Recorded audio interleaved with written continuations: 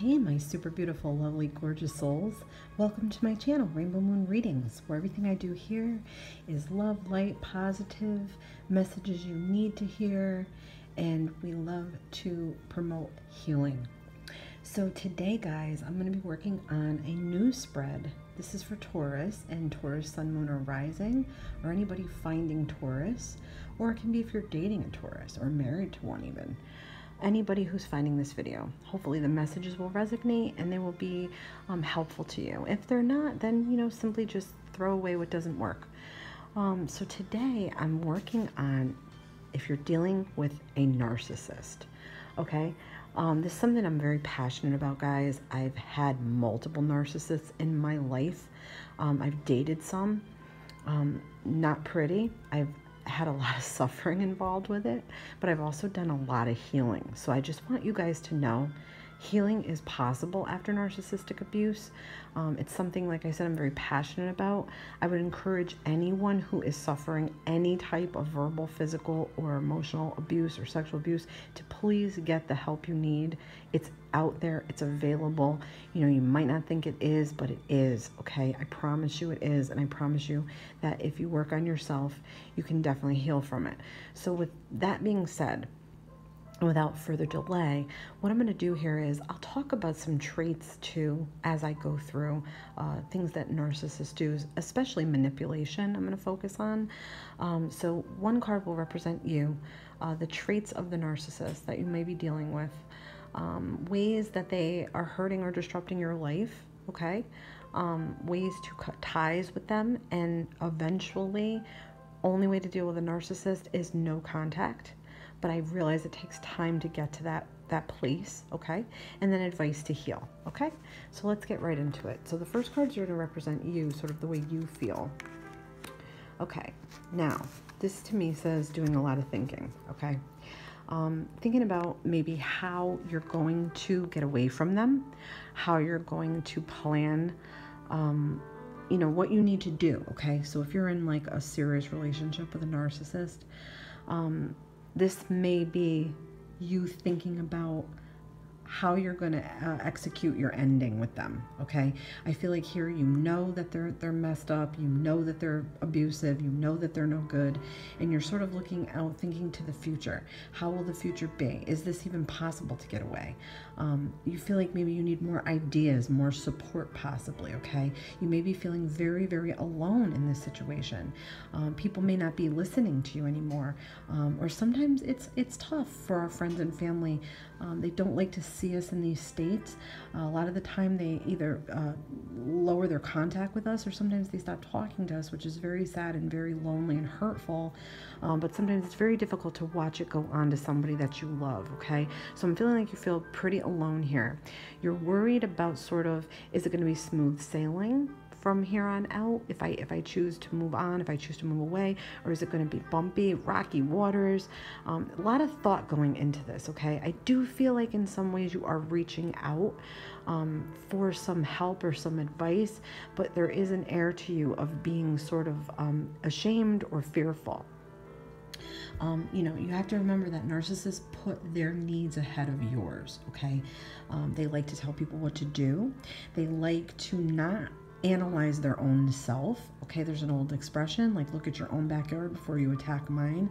A narcissist is not able to do that. They do lots and lots of projecting, so they don't have to look at themselves. They'll project their anger onto you, their grief, their hurt, their anxieties, their insecurities. They will project all of that onto you and leave you in a state where you feel completely lost and vulnerable. And you sometimes will feel like you don't know how to get away from this or move on. They also gaslight. So they'll make you think you're going crazy. They will try everything they can to keep you, where you are, because narcissists are all about supply. They are high drama and high emotions people, yet they are so empty, okay? They are sick and they know they're sick. So this to me is saying, like, you're sort of trying to think about ways to move on from this, or, you're sort of thinking, I don't deserve this. What's next? What should I do? What should I be doing? Okay, so lots of thought is going into that. You don't have to be afraid to say no, okay? And don't give a reason. You also need to try to say, like this, I need you to, and then fill in what you need them to do. Like when they're speaking to you in a nasty way, I need you to stop speaking to me in such an insulting manner. By saying need, it's a powerful rejection tool to them, if that makes any sense, guys. Okay, so let's get into, we'll do sort of the traits of the narcissist, okay? The traits. Traits of the narcissist are very ego-driven. I feel like they have an intense need to be wanted, think that they're hot and sexy, they want all this attention, they want to be in the public eye, like that they're the best. When they're in a room, they will manipulate the entire room to think that they are so great, so wonderful, okay? They have no problem talking. They'll talk about multiple topics. They will pretend they know what they're talking about. And this is just some traits I'm sensing coming from the energy I'm gathering here. But yeah, ego. Ego is a vicious, vicious ego, okay? I feel like they'll step on anybody to get ahead. They don't care if they lie. They don't care if they steal. They don't care if they cheat. They don't care if they do people dirty. But to their face, they will act like they are their best friend and that they can be trusted. Behind their back, they will stab them in the back the second they walk away. That's what I'm feeling like here. I also feel like very aggressive. A lot of fighting, a lot of mouth, a lot of in your face. Like they have no problem like getting in your face, which is extremely rude and disgusting behavior. But I'm not here to judge, okay? I'm just saying like this is the traits I'm picking up from this particular type of narcissist. I feel like they are overtly narcissist. They're not like covert. Covert means they hide it or they try to trick people. Or they use different tactics to hide their narcissism. I feel like this particular person is outwardly narcissistic. They don't care what anybody thinks of them. They have built up such a high value of themselves in their mind to protect that fragile ego that's so empty deep down inside, that they have projected themselves to be this awesome, ultimate lover person. They're the best. Nobody can beat them. Nobody's better than them. I feel like they're very competitive and impatient, extremely impatient. They want things now. They want it yesterday. They're very demanding, almost childlike, tantrums, I feel like here. Okay. So that's just some traits I'm picking up here. And, you just have to know you don't deserve it. Okay. So a good way to deal with this is, they'll try to tell you what to do and direct your life for you. They'll try to, think what's best for you. Okay. They'll think they know what's best for you. What you can turn around and say is, well, what's best for me right now, blank, and state what you feel. That's a great comeback because you know what? You're sort of stating your own need and the focus returns to you. Okay. And sometimes, yes, it's going to make them angry, but they really can't say too much more except some real lousy blah, blah, blah crap. That whatever they come up with, or swearing, or whatever bullshit they come up with. But you're putting the focus back on you, okay? That's a good way to deal with them. Also, they will put you down, okay? Especially when they're feeling low or their ego was attacked anywhere else. It could be at their job, with their friends, whoever it's with. You can say something like, maybe they're calling you a loser or a jerk, or they're telling you you're stupid. You can turn around and say, I reject your assessment or opinion of me. And act like you don't care, because that puts you back in control of your emotions. You have to remember that they're so emotional and so emotionally damaged. Sometimes it's almost like they don't even know what the hell they're saying because they're so sick. But yeah, and you also have to state you are a valuable person, okay? Narcs have extremely low self-esteem, like I said, and they seek to control others to replace that low. So that's a good way to deal with that. Okay, so ways that they hurt or disrupt you. I feel like, let's grab a card here. I feel like they know you want to leave. I know maybe you probably have said it to them. Like, if you don't change, I'm out of here. And then they'll change their behavior, because they don't want to lose you. They don't want to lose the supply they have with you, okay? Narcissists value people who take care of them, who are codependent with them, who treat them like, almost like a baby. Does that make any sense? Like, they want to be babied. That's what I mean, okay? They want to be cared for and babied.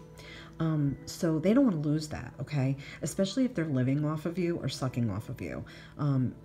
Emotionally, sexually, financially, they'll always find a way to suck off of you.